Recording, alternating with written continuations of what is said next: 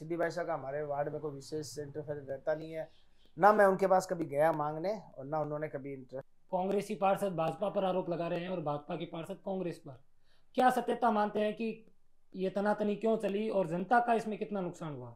आगे कोई एक्सेप्ट करता है, सरकार प्रशासन मेरा साइन एक्सेप्ट करना बंद कर दे तो वो उनके, मेरे पास अगर कोई भी कागज आता है आम जनता का तो मैं सोच।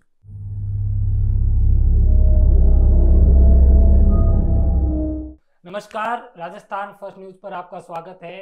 वार्ड पार्षद के विकास किताब के हिसाब की यात्रा आज पहुंची है वार्ड 67 में, जहां हम बात करेंगे पार्षद प्रतिनिधि और युवा कांग्रेस के नेता रहे यूनिस अली से, जिन्होंने 10 साल वार्ड के विकास के लिए काम किया। कितना संघर्ष रहा और क्या क्या इन्होंने परेशानियां देखी। सर नमस्कार। नमस्कार। 2 बार आप पार्षद रहे, एक बार आप खुद रहे और इस बार आपकी पत्नी है जी। किस प्रकार का बदलाव आपने बीते 10 सालों में देखा? देखो, मेरे वार्ड की बात करूं तो मेरा राजनीति में ज़्यादा कोई भागीदारी रही नहीं। मैं पिछले 10 साल, इतना ही मेरा अनुभव है राजनीति का। तो उससे पहले ये समझो कि मेरे वार्ड में पार्षद के तो ना के बराबर, मतलब क्योंकि कोई इतना इंटरेस्ट लेता नहीं था, मैंने भी कभी गौर किया नहीं। फिर जब मैं पार्षद बना तो तब मैंने देखे कि मुझे चाहे मेरे विनोबा बस्ती का नाला खुला पड़ा हो, पूरा नाला खुला था और सड़कों की मेरी बुरी स्थिति थी। अगुणा चौक है, मुझे आज भी याद आता है जब मैं फर्स्ट टाइम पार्षद बना तो अगुणा चौक ऐसा लगता था कि गांव में है। अगुणा चौक में मतलब सिटी के बीच में है और कच्चा पड़ा पूरा। तो वो देख के मैं बड़ी हैरत हुई एकदम, मतलब इतने साल, मतलब सिटी के अंदर कच्चा, मतलब जैसे गांव, जैसे चौक गांव में कच्चा चौक नहीं था वैसा कच्चा चौक था। तो ये स्थिति थी। आप सीकर से यहाँ आए और बीकानेर के लोगों ने आपको खूब प्यार दिया। बिल्कुल बिल्कुल। यूथ कांग्रेस में भी आप पदाधिकारी रहे, कांग्रेस में जिला महासचिव हैं, 2 बार पार्षद रहे।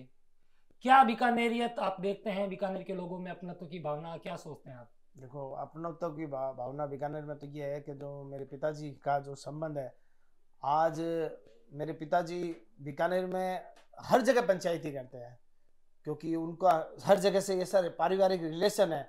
उनको बहुत भाईजी नाम से उनको फेमस है, वो लोग उनको जानते हैं और बहुत प्यार सम्मान देते हैं। और भाईजी ने जो कह दिया इतना सम्मान देते हैं कि कहीं भी किसी वर्ग में अगर मेरे फादर को कुछ बोल देते हैं तो उसको एक्सेप्ट किया जाता है हर समाज में, आज भी। और कहीं चाहे मैं किसी भी वर्ग में, किसी भी मोहल्ले में, किसी समाज में, लोगों को जैसे ही पता चलता है कि मैं मासूक जी का लड़का हूँ, मासूक है, तो मैं किसी का भाई बन जाता हूँ, भतीजा बन जाता हूँ, फट करते मुझे एक्सेप्ट कर लेते हैं, स्वीकार कर लेते हैं। जैसा आपने बताया कि आपके पिताजी को भाईजी के नाम से लोग कहते हैं, लेकिन आप पर भी जनता की विशेष कृपा है, चाहे बीजेपी के लोग हों चाहे कांग्रेस के लोग हों।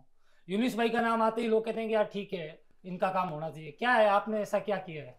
देखो, मेरे फादर का जिस तरह से लोगों से व्यवहार रहा ना, तो लोग क्या होता है अगली पीढ़ी से उम्मीद रखते हैं। तो हमने मेरे भाई उन्होंने प्रयास किया कि जो मेरे फादर जिस नक्शे कदम पे जैसे हम वैसे प्रयास, तो लोगों ने ये पाया कि हाँ, मासूक जी जिस विचार के हैं, जिस स्वभाव के हैं, उनके बच्चे भी, तो लोगों ने उसकी सराहना की। आप 2019 में दूसरी बार पार्षद बने और पार्षद बनने के कुछ समय बाद कोरोना का लॉकडाउन लग गया। किस प्रकार की परिस्थितियां थी, क्योंकि आपका जो वार्ड है वो कच्ची बस्ती क्षेत्र है और मिडिल क्लास और मजदूर क्लास के लोग हैं, किस प्रकार से आपने संघर्ष किया? देखो, कोरोना की स्थिति तो बड़ी विकट परिस्थिति थी उस समय, और उसके लिए कोई मिडिल क्लास या लोअर की कोई, उसमें तो हर परिवार, हर वर्ग, हर जन परेशान हुआ और अपने अपने स्तर पर हुआ, बिल्कुल हुआ। तो उसमें यह है कि हमसे जो प्रयास समझो हो सके ना, अब ऐसी इमरजेंसी में, ऐसी परिस्थिति में किसी भी प्रयासों को तोला नहीं जा सकता।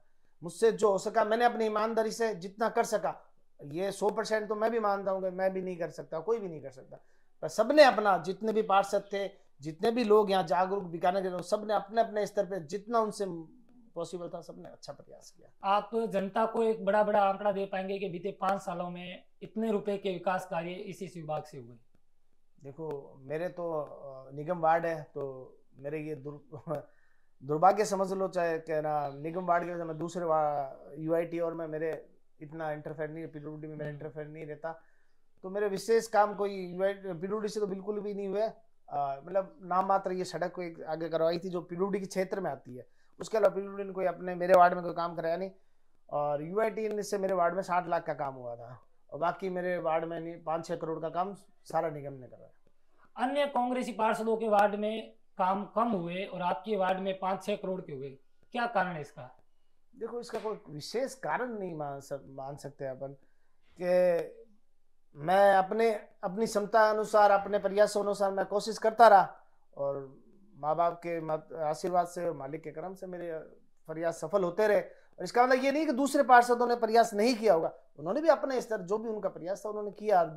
और जिस पार्षद ने भी जितना भी काम कराया, अपना बेस्ट करवाया, अच्छा करवाया, किसी ने भी कम नहीं करवाया। आप पूर्व क्षेत्र में आते हैं, लगातार चौथी बार सिद्धि भाई साहब यहाँ से एमएलए हैं, आप भी 2 बार पार्षद रहे, कितना सहयोग मिला, कितने रुपए के विधायक कोटे से आपके क्षेत्र में काम हुए? देखो, विधायक कोटे अपना सिद्धि भाई साहब का हमारे वार्ड में कोई विशेष इंटरफेरेंस रहता नहीं है, ना मैं उनके पास कभी गया मांगने, और ना उन्होंने कभी इंटरेस्ट हमारे। एमपी कोटे से कुछ काम हुए?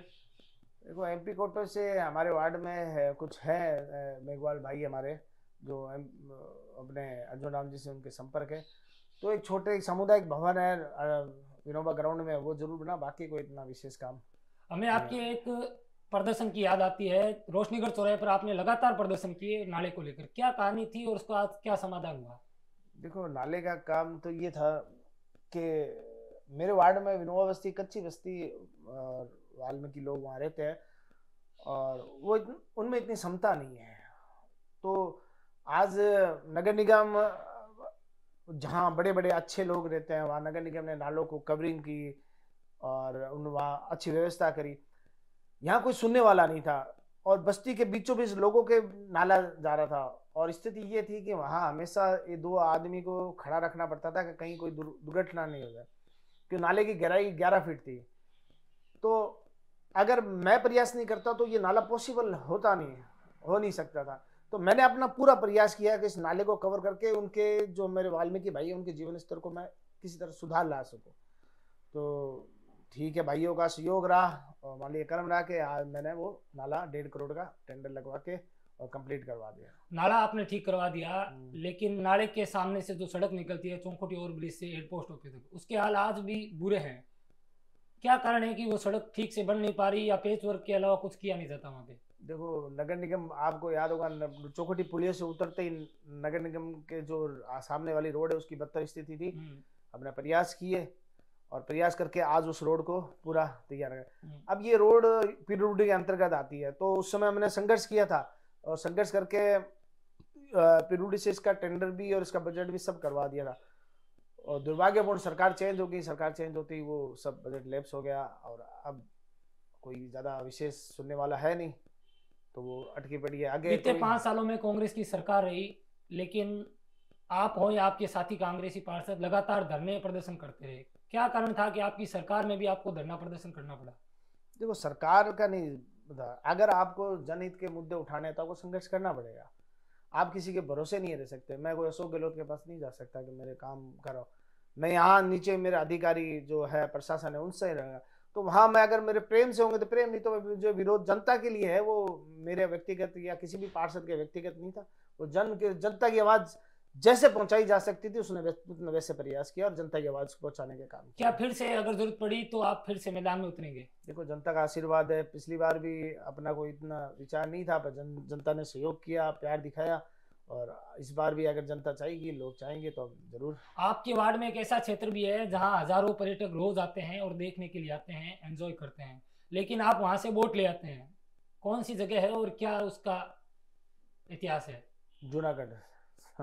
जूनागढ़ का इतिहास तो छिपा है नहीं, उसका मैं क्या बताऊं। लेकिन आपके वोट है वहां, वो किसी को पता नहीं है। हाँ, वो मेरे फादर का, वो जो है मेरे पिताजी का आशीर्वाद है, उनके संबंध है। तो वो मैं जाता हूँ ना, तो वो मुझे बड़ा प्रेम दिखाते हैं कि भाई जी का छोरा है, तो वो उनका, मेरे पिताजी का आशीर्वाद है सारा। क्या आपको भी चुनाव जब लड़े तभी पता लगा कि यहाँ पर भी वोट है, या पहले भी पता था? नहीं, बिल्कुल। मैं चुनाव लड़ा तो मेरे फादर ने बताया कि मेरे परिचित है, वो अंदर है, उनको फोन किया और उन्होंने मेरे को नंबर दिए, मैं उनको फोन करके गया, गाड़ी में उनको लेके आया वोट डलवाने के लिए। नगर निगम में आयुक्त और महापौर के बीच लगातार 5 साल तक तनातनी चली। कांग्रेसी पार्षद भाजपा पर आरोप लगा रहे हैं और भाजपा के पार्षद कांग्रेस पर। क्या सत्यता मानते हैं कि ये तनातनी क्यों चली और जनता का इसमें कितना नुकसान हुआ? देखो, ये है कि आरोप प्रत्यारोप तो देखो राजनीति का अपना अपना दृष्टिकोण है। मैं मेरे विरोधी को गलत बताऊंगा, वो मुझे गलत बताएगा, तो इसमें ज़्यादा गहराई में मैं जाऊंगा नहीं। हाँ, जनता का ये नुकसान हुआ उस जगह में कि जो काम इजी वे में हो सकते थे और आगे हो सकते थे वो नहीं हो पाए और अटक के काम। एक नगर निगम का जब कार्यकाल खत्म हो रहा था तब महापौर महोदया ने पिंक सिटी की बसें रिलीज की, उसका शुभारंभ किया। कितनी उपयोगी है वो आमजन के लिए, क्या सोचते हैं आप ठेकेदार भी हैं नगर निगम में? बिल्कुल, मेरा व्यक्तिगत तो मैं ये मानना है कि वो जो बसें का जो मैडम ने जो पिंक बसें नगर निगम में मंगवाई, उससे बेहतर कुछ हो सकता था। कोई सजेशन आपके पास कि ये हो सकता था? हाँ, जितना फंड उस बसों में गया तो उनसे कम फंड में अच्छे टॉयलेट बन सकते थे स्थायी रूप से। नवंबर में आपका कार्यकाल पूरा हो गया, लेकिन जनता की आस अब भी आप ही हैं। साइन हो या छोटी मोटी समस्या हो तो आपके पास ही आते हैं, तो किस प्रकार उन्हें हैंडल करते हैं, क्या जवाब देते हैं? देखो, साइन के लिए तो पिछले 10 साल हो गए, कोई हैंडल वाली कोई बात ही नहीं है। साइन तो एक्सेप्टेबल है। जो सबसे इजी काम कोई भी पार्षद कर सकता है वो साइन है।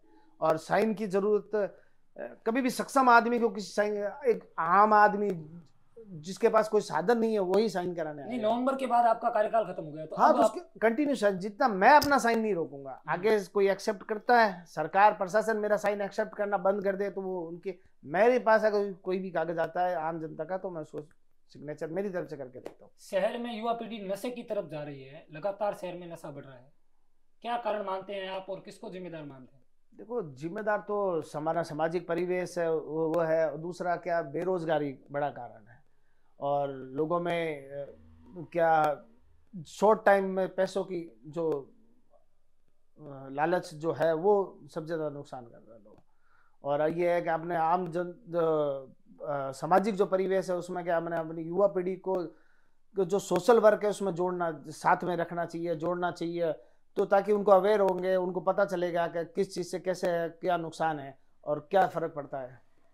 आम जनता से, युवाओं से आप क्या आह्वान करेंगे नशे को रोकने के लिए, छोड़ने के लिए? देखो, इसमें आम जनता से मैं यही आह्वान, कोई विशेष आह्वान मैं कर नहीं सकता, ये करता हूँ कि ये दुर्भाग्य है, ये आपका भी दुर्भाग्य है, ये आपके परिवार का भी दुर्भाग्य है, तो आप इस दुर्भाग्य से दूर रहे। आपको 10 साल में कभी भी एट ए टाइम ऐसा लगा कि यार मैंने पार्षद का चुनाव लड़के गलती कर दी या मेरे को नहीं लड़ना चाहिए था? नहीं, ऐसा मुझे कभी नहीं लगा कि मुझे चुनाव नहीं लड़ना चाहिए था। ये थे हमारे साथ पार्षद प्रतिनिधि और कांग्रेस नेता यूनिस अली, जिन्होंने अपने 5 साल के कार्यकाल की बात की, कोरोना से लेकर महापौर के वाद विवादों को लेकर भी अपनी बेबाक राय दी। आगे भी जुड़े रहिए हमारे साथ। राजस्थान फर्स्ट के लिए संजय स्वामी, धन्यवाद।